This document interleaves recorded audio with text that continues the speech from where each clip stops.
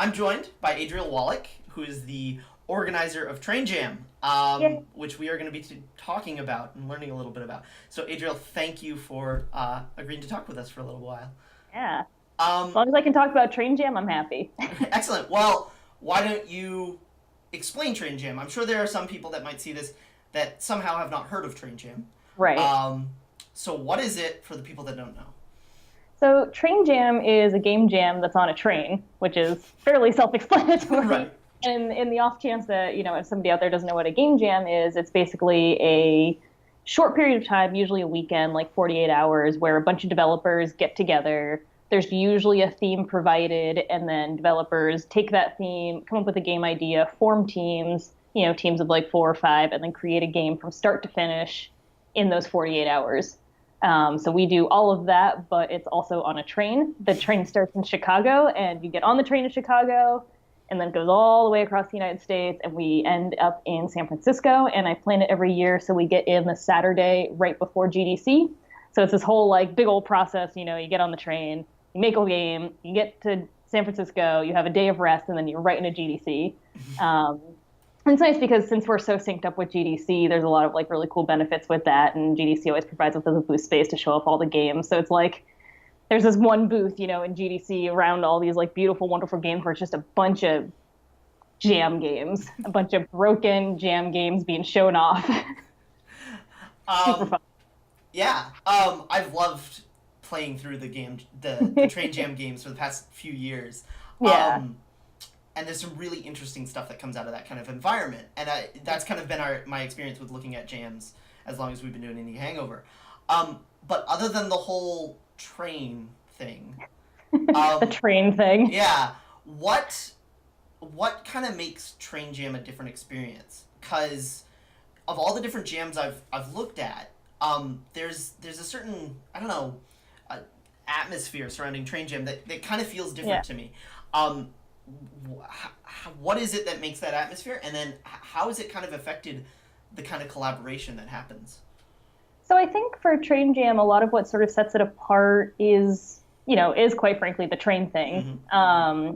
And like I said before, since we synced up with GDC, we've got these two sort of weird things coming together. We have, the largest professional game developers conference in the world coming up, and then we've got this really weird sort of like nostalgic feeling environment. Like trains are such a weird thing, especially long distance trains in the US, because we in the US don't use trains as a real mode of transport. Mm. It's like this sort of whimsical, nostalgic, sort of adventurous thing. And so, we work really hard to sort of push that feeling of adventure and creativity more so than anything else. So, everybody gets into Chicago. We have some like meetups where people hang out and meet each other. We all just get on this train, and this train it's a beautiful train. It's big, it's spacious. We have the whole train nowadays, which is bonkers to me. Um, and it's just all these developers coming from all over the world, which is another thing that I think really sort of sets Train Jam apart. Is we have such an international presence on the train. Like I said, a lot of it because GDC is right around the corner, so people are already sort of saving up and making the trek out to the U.S. anyway. And if you're coming from halfway around the world, what's flying into Chicago versus San Right. Francisco? And we do a lot of work to support developers coming from all over the world as well. Every year since last year, we started doing sponsorship fundraising specifically for geographical and gender diversity stuff around the world. And so we have travel stipends to help people come from sort of underprivileged areas and everything. So you have this truly global presence on this train of people. I think last year we had every single inhabited continent in the world represented. That's awesome. Um, and I always have to say inhabited because obviously Antarctica, but one of these years I'm going to get a penguin. It's going to be great. But anyway, so you have this international presence on the train, and so you have all these people from all these different cultures and backgrounds all sort of coming together, getting onto this weird train, and then just disconnecting from the world. The train Mm. doesn't have Wi-Fi, so there's no internet, and you're just stuck on this metal tube going across the United States for 52 hours. And it's the route that we take starts in Chicago, goes down through Denver, and then once you hit Denver, you go up through the Rocky Mountains, and you sort of do this like winding path going all up the mountains through all these canyons, you come down, and then there's these red canyons, and they're beautiful, and then there's these tunnels. Then you get into like the Sierra Nevada and like the plains, and then you go up through Donner Pass, and so it's these huge mountains again. And then, you come down through Sacramento and go into San Francisco. And so you get this whole swath of environments to look at out the windows. And so it's this mix of people from all over the world going on an adventure together on this like journey to get to what is, usually the biggest thing of the year for a lot of developers is going to GDC. So it's this whole like journey that we all take together in this adventurous thing, but it's all these people from all these different backgrounds all coming together and like going through that together. So there's this weird camaraderie that comes out of all of it. And so it just, I don't know, it creates just a really unique environment with the adventure and exploration and just journey. It feels very much like, Lord of the Rings, we're going to throw the ring in and everything, but it's much prettier and it's in a train and there's no, supernatural things happening usually. Yeah, that's perfect. I think camaraderie is a great word to describe kind of that thing I've seen from all the different people talking about Train Jam. So the first Train Jam was 2014. Yes. So you're going on 4 years. How has the event kind of evolved over that time? It's changed a lot. So 2014, like you said, was the first Train Jam. And it all started because I was living in Boston at the time in 2013. And, for various reasons, I was like, I don't want to live in Boston anymore. I'm going to move. And it was right when I like quit my real job and was like, I'm going to be indie and I don't want to live in Boston. I'm going to whatever. So what I ended up doing was I quit my job. I let my lease expire in my apartment. I put a bunch of stuff into storage and I packed like a suitcase and a backpack and I got on a train. And I took that train from Boston to Chicago and then Chicago to Seattle and then Seattle up to Vancouver. And then back down to Seattle to go to PAX West of 2013. And it was just this like really cool experience where I was like by myself and I was on this train and, you're looking out the window and you're doing that whole like music playing in the background, raindrops falling down, having all these like emotions and life-changing things. And it was just one of those things where I was like, oh man, this would be perfect for a game jam. Like, it's 48 hours. And then the more people I talked to about it, they were like, oh yeah, it would be cool for a game jam. And so I ended up just on a whim looking at like Amtrak's group sales policies. And I bought like 30 tickets or something. And I was like, okay, this is either the worst or the best idea. There's no in between. I'm not sure which one it's going to be. So, I made like a super crappy website because I'm not a very good web developer. So I made this super crappy website, set up an Eventbrite page, and then was just like, hey, come on a train and do a game jam. And it ended up getting picked up and people thought it was really cool. And those 30 tickets got sold out in like a month or something. So I called and I got 30 more tickets and then those sold out. So the first year for 2014 was 60 people, which was significant, but it was, a small portion of the train. And it was really funny sort of like navigating, getting 60 people on a train. And then, they were obviously going to be like jamming and like kind of doing weird things. But so I kept checking all the Amtrak rules. I was like, okay, well, we're not doing anything against the rules. Like they can't kick us out. We're just working. Like just because we're organized working doesn't mean, we're doing anything wrong. And so that was super fun. And so that was, 60 people for 2014. And then the next year, I upped the amount of tickets I got because there was enough, interest in it. And so the next year we doubled. There was 130 people for the second year in 2015. And then again, interest was really high. And so the next year we ended up at 200 people for 2016. And then last year, I guess earlier this year, this Train Jam for 2017 was the first year that we actually worked with Amtrak. So between the third and the fourth year, we'd gotten really popular. People were writing about us. There was, film crews and everything. And then there was an article in the New York Times about us. And so at that point, Amtrak called me and they were like, hey, so, how's it going? How can we make it better for next year and everything? So it was really cool, that switch from 2016 to 2017, where we had gotten so big and have been able to, make such a name for ourselves that I now work with Amtrak to do it. And I have this woman at Amtrak who's like my person, and she's this 84-year-old woman, I believe is how old she is. And she's, short, old, like spicy woman. Like, I don't know. She just like, she gets stuff done and she has this like thick Southern drawl and she's great. And every time I call her, and she's been at Amtrak for 40 years, like, yeah. And like everybody I talk to about her in Amtrak, they're like, oh yeah, Joy, yeah, I know her. But it's like every time I call her and I have a problem, like, Joy, I'm having a problem with this. I've been talking to these people and they've been, pushing back on something. And she just goes and she'll go, darling, I've got it. And then she like puts the phone. And then I get a call back an hour later and she's like, I fixed it all. Like, so yeah, so now we work with Amtrak. Like, I rent out the entire train. So we rented out the entire train for the first year for the 2017 one, and we're renting out the entire train again for 2018. And it's just like, it's incredible to think about how, it started as this like little tiny, like, oh yeah, 30 people might come on it, maybe, like, if I'm lucky, to, okay, well now we rent the entire train and have space for 350 people, and I work with Amtrak, which is this huge company. Like, everybody in corporate Amtrak knows me.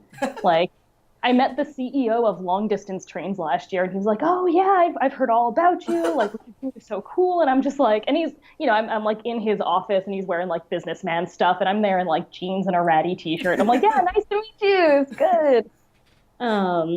It's just, it's cool to sort of have that power, I guess not power, but just that presence within a bigger company like that. It's cool to see those two different kind of communities clash and come together to work. I'm pretty sure they still have no idea what we are, like, at all. Like, I've tried to sort of explain it, and they're just like, yeah, gamers. And I'm like, sure, if that's what you want to lump this into, if that, helps contextualize it, sure. It's going to take way too long to actually explain what's going on. Yeah. But all they understand is they see this really enthusiastic group of people getting on a train, enjoying riding a 52-hour-long train ride and being super enthusiastic about it. And then on the other end, they see all these like cool products come out, and they see all these pictures and everything. So to Amtrak, they're like, yes, like this is what we want. We want people on our train and enjoying it because, trains are not a like super popular method of transportation in the U.S. Like, ridership's been going down and down and down. So just like the fact that just in the middle of the year, once a year, we rent an entire train and we're all really happy about it and enthusiastic, they're just, yes, we will do everything to support this now. That's great. It's been such a cool kind of evolution to watch. Yeah. I wanted to kind of get your input for this year's Jammers on what you kind of had for advice to them, what you've seen watching this event take place that are things they should maybe try or do, and things they maybe shouldn't do. My biggest thing that I try to get people to do every year, and I try to push this super hard every year, is don't make a team before you show up.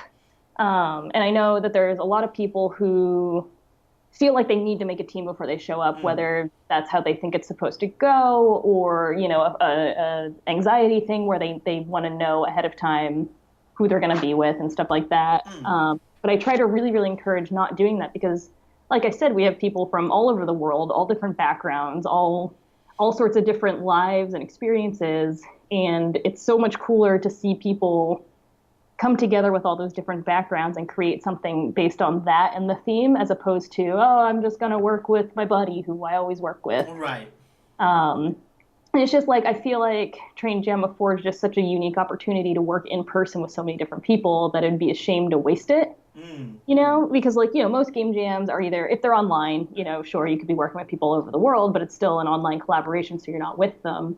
And then, most physical game jams are, it's at our local university, our local game dev meetup spot, or local this. And there might be some people who you've never seen before, but they're always from your local community, And so yeah, that's my big thing, is just, I always encourage people to not make teams ahead of time and be open to working with people that they don't know. Because like last year, we had a team that was, I can't remember the exact makeup of it, but it was like, somebody from Brazil, somebody from Australia, somebody from Sudan, somebody from, I think, Scotland, and like somebody from South Africa, all working on a team together, doing this sort of like weird mixture of cultures in their game. They had all of their languages represented in the game. And I was just like, yeah, like this is what I strive for a train jam. Like, this is why I want people to just work with people they don't know. And I guess the other practical advice for anybody coming on Train Jam is the reminder that there is no Wi-Fi. Like every single year, I spend so much time being like, okay, there's no Wi-Fi. Make sure you download all your tools. Make sure you get that all ready. Blah blah blah. And I spend hours and hours and hours and hours and so much of my time trying to make sure people know there's no Wi-Fi. And inevitably, every year, I get on the train and I hear, "There's no Wi-Fi?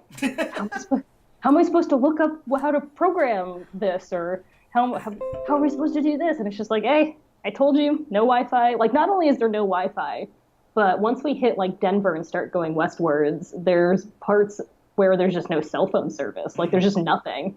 You know, you're just off the grid. And it always catches people off guard. And it's always really fun to watch because you get people who will like change their entire game because their programmer couldn't remember how to do something. And I'm just like, I love it. This is great. That's a super great like hurdle to throw in somebody's Yeah. way. It's gonna give them something they never would have Yeah. even And thought of. Yeah, and it's fun because that kind of environment does push a lot of people out of their boundaries. Like watching artists try to draw straight lines on a train is hilarious. Watching sound designers try to record anything on the train. Like anytime there's like voiceovers happening, you can see like the sound designers just like waiting for a bathroom to open up and then going into the like stall and closing it and doing a bunch of like sound recordings and then leaving the stall. And I'm like, I guess that makes sense.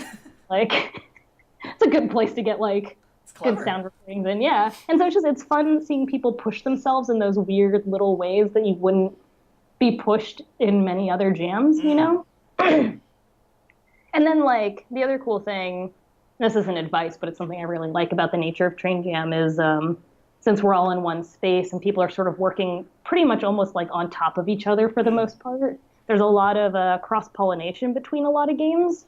So, you know, like a regular game jam is there's a team and there's a team maybe next to them and stuff, and they're all working near each other. But with Train Jam, you're so close to each other that you can't help but like overhear another team being like, oh, I don't know how to do this, this, and this. And so the programmer will pop up and go, hey, I know how to solve this problem. Like, let me come over and fix it. Or, you know, an audio person across the room being like, oh, I can make music for more teams. Or, you know, I heard you're having a problem with this sound effect, so let me come on over and do that. And so you get a bunch of cross collaboration between teams.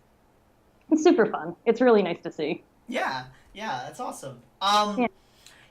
So kind of moving from talking a little bit about Train Jam to learning a little bit more about what kind of brought you there. You already kind of mentioned the start of what got you on the road to Train Jam, but what was kind of some of the inspiration that got you to pursue, you know, kind of doing the indie thing? A lot of it was just a desire to go indie, you know, like I've always grown up liking playing video games and there's been a lot of video games out there that have, you know, affected me or shaped my life as a kid and things like that. And when I went to school, when I went to like university and stuff, you know, I got a software engineering degree and whatever, and I wasn't really sure what to do with it. And so I ended up in a field totally outside of games because there wasn't a game design program at my school or anything. And like right after I graduated, I was like, oh, I'll apply to some companies. And I applied to some companies and it was those kind of like AAA companies that were like, oh yeah, entry level with 5 years of experience. Right. I don't know that. So I just sort of like shoved game development into that category in my brain. That's like, oh, well, I'll never be this then.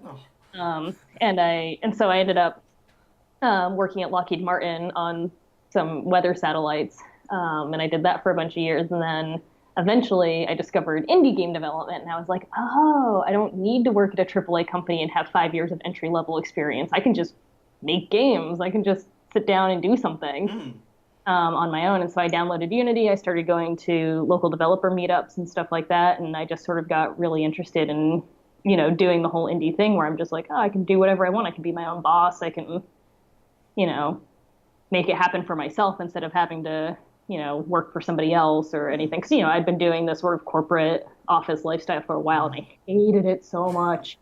And then, you know, eventually I was in a fortunate enough position where I had money saved. I had the freedom to do things. I wasn't really tied down with anything. And I could just say, you know, screw it. Let's, you know, light my life on fire and start over. And it was great because like I got to do that for a few years. You know, I do a lot more like freelance stuff now as opposed to indie game development just to sort of support things because, you know, that's the thing that we always learn about indie game development is you never have money. So that was it. It was just sort of like a lifelong, you know, appreciation of games. and then sliding into a, oh, I'll never be able to make games, and then just discovering that, oh yeah, I just could. Hmm. Like that'd be super fun. And then every time I would go to a PAX or a GDC or something, it felt like that's where I was supposed to be. It was very much like, this is home. Like these are the people that I want to be around. This is the home I want to make for myself, is this community and this industry, and it just sort of evolved from there, and then now I'm in it. What were some of the games that were kind of the big inspirations to you? You mentioned you've played games forever, and there were some that served as those jumping off Yeah. point, those inspirations. Well, so I guess there's always like those list of formative games that you play as a teenager, Mm. and like, I grew up in the absolute middle of nowhere, Pennsylvania, like 2,000 person town, one Mm-hmm. stoplight kind of deal. Mm-hmm. And I was always one of those like, oh yeah, I'm gonna escape this town and go on an adventure. And so any game that had that, where I could be like, this small town hero from a small town, and then the world catches on fire and I go out and I save the world, like those just like spoke to my heart. And it was the very first game I ever played that made me like feel real feelings was Chrono Cross. Mm. So that was back in like whatever, late 90s, early 2000s, I Mm-hmm. think 2001. And it was, I don't know what it was, it just like hit me just right because I'd been playing, Super Mario and Mario Paint and Mortal Kombat and stuff like that. But this was the first game that I played and I was like, oh, like I could feel feelings. Like I can cry in the video games now. Like I get it. This is why games are good. And then right after Chrono Cross, I had played Final Fantasy IX, which was another one of those like, oh, I like, wow, Mm. I cried so much at the end of Final Fantasy IX. It was just like those two games back to back, sort of like showing me what games can be more so than just fun. Mm. Um, and then I think the other one that was sort of like my most formative game of those years was Castlevania Symphony of the Night, because it was totally different than Yeah, Chrono yeah, Cross, yeah, Final yeah. Fantasy IX, but it was so good, and it was. Have you played it? Yes. Yeah. So the first time I played it through, like I freaking loved it, and it was so good, and then I beat it, and it was over, and I'm 100% done on the progress and everything, and it was like the early days of the internet, so I'm like, what am I on, AskJeeves.com or whatever back then, typing in things about Castlevania because I loved it so much. And then I saw somebody on an internet forum talking about how you could get to 200% done. And it like completely blew my mind. And I went back to the game and I did what they said to do, beat the game in this specific way. And then all of a sudden the inverted castle pops up and it just Yep. absolutely blew my mind while I was playing through it because it was all these places that I, spent bazillions of hours in that I knew frontwards and backwards, and now I knew them upside down, and I was like, oh my god, it all works. It's so good. And so that was the first game that sort of showed me like the cool things you can do with games Those aside from emotions. those moments are so God, good when they pop they're up in games. so they're so burned in my brain like that. The inverted castle just like, gosh, it absolutely blew my mind. And those were sort of like the three games that I always look to as like my most formative, Mm-hmm. like this is why I love games, is because they can just do all these things. And then, as an adult, once I started getting more into indie game development and learning about that, that was about the time that, Braid came out, Mm-hmm. and V, and a bunch of other games like that were just like, oh, here's these like little, not little, like that's not the right word, but these smaller masterpieces. Mm. Yeah, yeah. And seeing people be like, I'm Terry Kavanagh. I'm one person, and I made this great game. That's awesome. And I'm just Mm. like, wow, oh my gosh, one person can just like make a game, or like this small team can make a game. Like it's not just for, super smart Bill Gates people. Like regular folk can just make games. And it Mm. was seeing that, and then Thomas Was Alone came out around the same Oh time that yeah. I was like getting up the nerve to become indie, and that one really hit me hard because it was like I'd sort of forgotten how games can make emotions, and then Mm. came along, and I was like, ah, There there it you is. go, feelings, it's fine. But just like those sort of like two moments in my life of just like the grand, games as a young adolescent, and then the emotional indie, golden era of what 5, 6, 7, 8 years ago. Mm. Those were like my two big, I think, defining areas of playing games.